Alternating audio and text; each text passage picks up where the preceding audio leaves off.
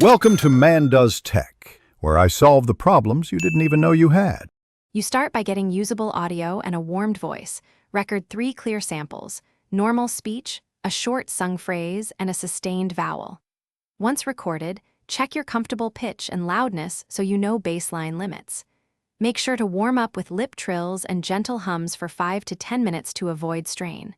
This prepares your muscles and gives repeatable results. It also helps you hear subtle qualities like breathiness and resonance before you move on to systematic testing. You now measure range and tessitura to classify voice type. Sing stepwise up and down to find the lowest and highest notes you can repeat without strain, and mark those as usable range. Then sing sustained songs or scales to find your tessitura, the region where your voice stays comfortable for extended singing.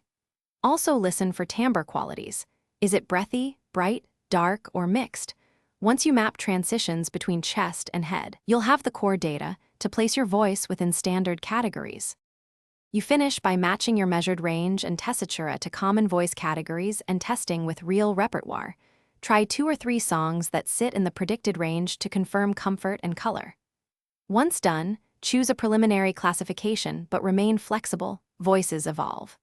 If you feel persistent strain, reduce your tested extremes, return to longer warm-ups, and make smaller jumps.